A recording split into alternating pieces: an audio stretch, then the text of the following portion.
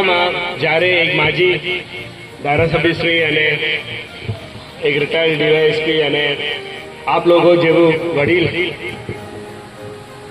Actively આ ગામના વિકાસ માટે ખાસ કરીને શિક્ષણની ગુણવત્તા માટે આપ લોકો પ્રયાસ કરતા હોય તો પછી કોઈ ચિંતા નથી એવું માનું છું. મહેનતી શિક્ષક હોય એકલો મહેનતી શિક્ષકથી કામ ના ચાલે. મારા ગામમાં એક કહેવત છે કે એક નાના બાળકને મોટા કરવા માટેની જવાબદારી એક આખો ગામની જવાબદારી છે. એકલા શિક્ષક અને વાલીથી ના થાય. તો મોટા કરવા માટેની જવાબદારી આપણા આખો ગામ હાથ ઉપર લઈને એસએમસી મારફતે અને વાલીઓના કમિટી મારફતે થોડું આપણા કરવું જોઈએ. વડીલોને વિનંતી આવે, એક વખત ઘણા વખત કહેવું છે, એક વખત અઠવાડિયામાં મુખ્ય શિક્ષક જોડે આવીને બેસીને ચા પીઓ, તમે ખબર પડી જાય કે શાળામાં શું ચાલી રહ્યા છે. અને એ વાર્તાલાપથી પણ ખબર પડી જાય કે આપણા શું કરવું જોઈએ.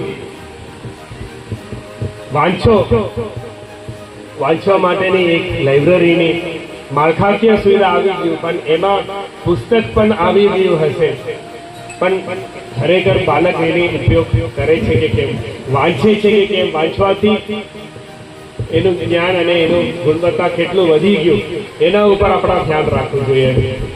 માળખાકીય સુવિધા પ્રથમ કદમ છે આપણા, પણ એના સાથે સાથે એની વપરાશ કેવી રીતે વપરાશ થઈ રહ્યું છે અને ખરેખર વપરાશ થતું છે કે કેમ. અત્યારે ખૂબ સુંદર વાત કરી કે બાલિકાઓ અને બાલિકાની જે સંખ્યા અને માતાઓ અને વિમન સેક્સ રેશિયોની વાત કરી અત્યારે. હા, શિસ્તની વાત કરીએ તો, ડિસિપ્લિન શિસ્તની વાત કરીએ તો પણ જોઈએ આપણા આ ધોરણના બાલિકાને જોઈએ તો એક આખો ગામને આગળ વધારવા માટે છોકરીઓની રોલ જે છે બહુ ઇમ્પોર્ટન્ટ છે. એક બીજા કહેવા માંગુ છું,